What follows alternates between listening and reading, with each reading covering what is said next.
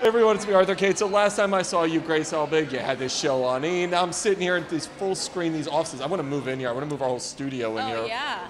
And I remember reading several months ago that your movie was picked up for digital distribution, and here we are. It's now on Fullscreen. How cool. It's very cool. It's very cool, especially because I'm really proud of this series, and I really want people to watch it. So to have a platform that enables people to watch it is really a big part of the battle. Also, congratulations, you're a New York Times bestseller. Thank you. How crazy. It's very crazy, very weird, but very, very cool. A huge testament to the audience that has been like the most supportive group of people that I have ever known. Electra Woman Dyna Girl. Yes. They obviously showed clips. Yes. It looks so freaking awesome. Thank you. How'd you come up with the whole thing?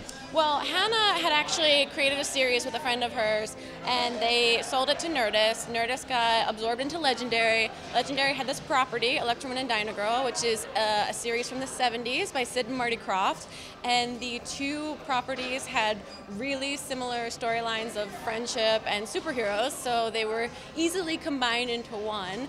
And we were brought in to try to recreate and reboot this 70s series, Electra Woman Dyna Girl, which is going to be really exciting because the super fans out there that know it, which as far as I've learned are very few and far between, I think will feel like this is, you know, it honors that series, but it also creates something brand new for our audience that exists in a more digital platform. I heard you talking about obviously the production and this is so different than just sitting in a room and doing videos or on your couch. It's insane. We had to work with stunt coordinators, which doesn't happen in my house unless I like trip and fall.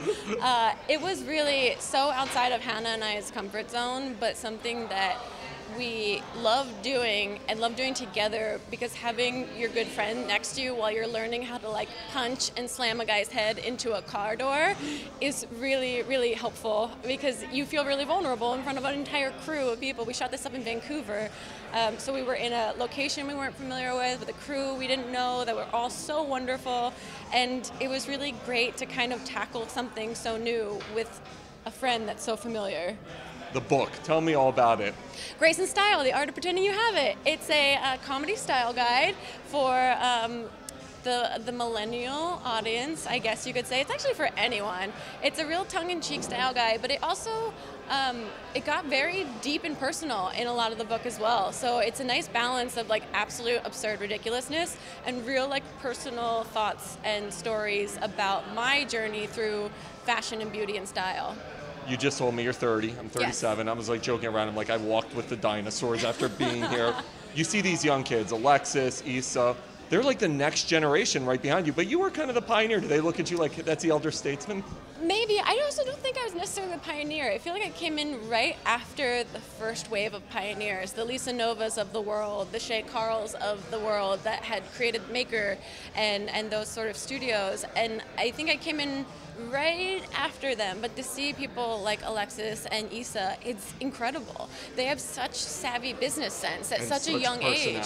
And such personality. I think the internet, when you put yourself in front of a camera, you really start to figure out who you are. You develop your personality, and it really kind of, you know, you're looking at yourself literally and metaphorically as you edit your own face. So it gives you an opportunity to really, I think, develop and grow, and also to be part of a community, which is something I think so many young people want to feel. All right, so you have Electra Woman, you have the book. What's next? Well, we have Electra Woman Dyna Girl coming out on this platform, and then it's going to be available on June 7th internationally as a feature-length film, which is very exciting. And then Hannah and I also worked with our good friend Mamrie Hart on another film coming out later this year called Dirty 30. Which is basically, it's basically talking about 30-year-olds. It's basically Can't Hardly Wait, but for a 30-year-old whose life is not in the best place that she thought it would be. It's really good. Has it blown your mind? I mean, it's like to go from just whatever YouTube star to now you're making movies, TV shows. It blown your mind how far it's all gone? It has. It's incredible. It's really wonderful. It makes you really grateful for the people that you get to work with and the things that you get to create. And it also makes you want to hold on to that feeling. So you feel a need to constantly like be creating and doing things and not necessarily reflecting on your gratitude so much. So gotta go. She's like, I got bills to pay. Yeah, I can't get sentimental right now.